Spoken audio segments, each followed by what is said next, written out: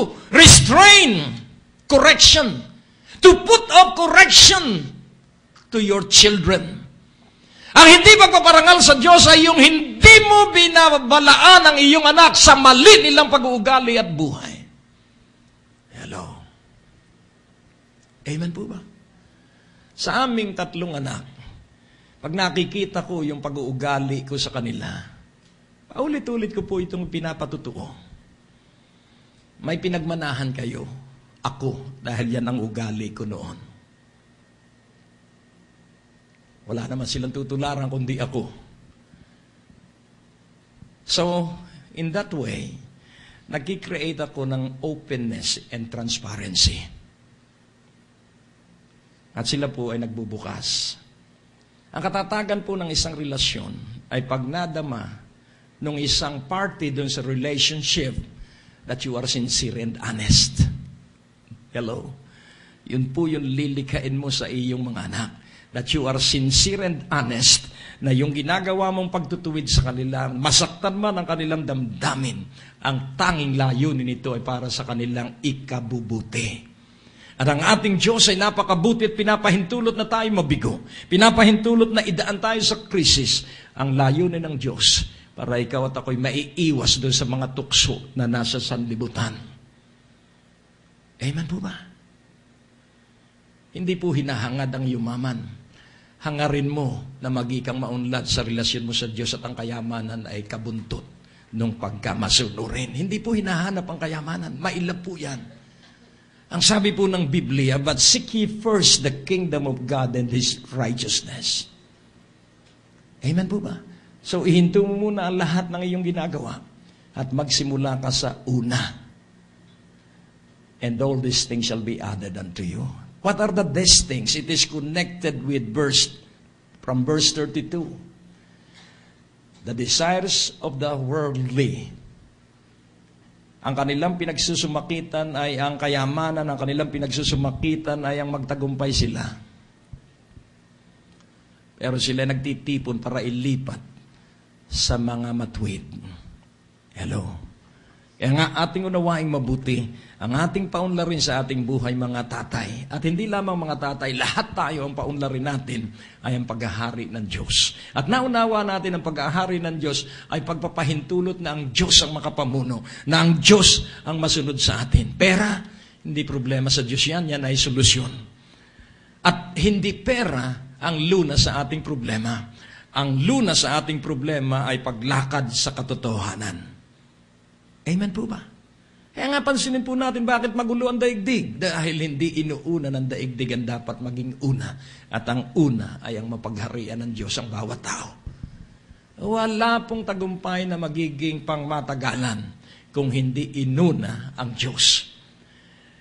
Kaya ating unawain, for thine is the kingdom, for thine is the power. For us to completely obey God with power. I have given you power and authority. What is that power? Yun pong power na yun. The power that is at work in you is the power of Jesus Christ who lives in you. Amen po ba? Kaya sabi ni Apostol Pablo, I can do all things through Christ who gives me strength. Paano po tayo magtatagumpay? It is only through Christ. It is only Jesus who has the power for victory. It is only Jesus who has the power for success. Kaya ang sabi niya, apart from me, you cannot do anything.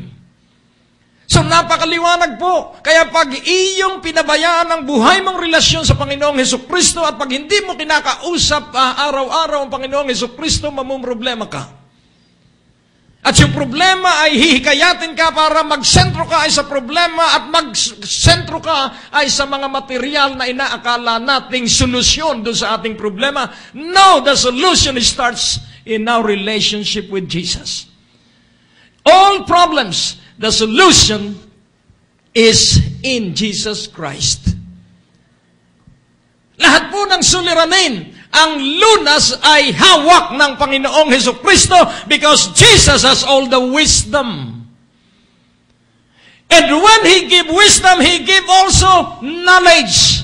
The practical understanding on how to understand wisdom and how to put it into life. Lahat po yun ay na kay Jesus. nakakaligtaan si Jesus, may krus nga sa kanyang liig. Pero mapagmura pa rin. Ang sabi po ay, carry your own cross. Hindi po sinabing put your cross onto your neck. Ang sabi po, pasanin mo ang iyong krus. At ang layunin po ng krus ay upang ipako ang masama nating ugali. At nang sa gayon, hindi po tayo masira ng masamang pag-uugali. At paano po tayo magtatagumpay sa masamang ugali? By the power that is in us. Amen po ba? The explosive power that is in us, it will explode inside. At mababago po ang ating isipan sa ating pananaw. Mababago po ang ating puso sa ating tibukin ng mga pangarapin. Kaya nga po ating unawain, I have given you power and authority. Power is dunamis, and authority is exousia in the Greek language. Power is God working in partnership. God working in headship and leadership. He is always ahead of us. He is always in front of us. Kaya nga kailangan ang focus natin ay laging sa Diyos sapagkat siya ang nangunguna at siya ang may kakayahan sa pagtatagumpay. And you can break through all the crises that might arise in your life. You will break through. Kaya ang sabi ni Apostol Pablo, daily I am triumphant in Jesus Christ. Kaya nga po ating unawaing mabuti, ang pinakamahalagang epekto ng ating buhay na relasyon sa Diyos ay kapayapaan sa puso at kapayapaan sa ating isipan. Nagkakasakit ang mga tao dahil sa marami nilang alalahanin. Ang sabi ng Panginoon, cast all your cares upon me for I care it for you.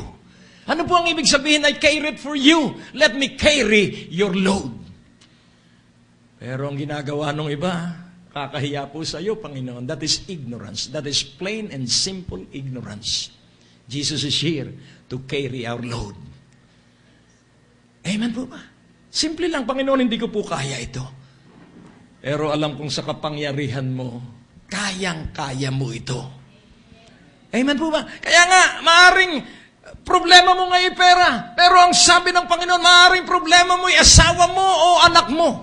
Pero ang sabi ng Panginoon, cast all your burden upon me. Kailangang mag-sentro po tayo sa major, at ang major po ay ang relasyon natin sa Panginoong Hesukristo na ikinalulugod ng Ama, na ikinararangal ng Ama, na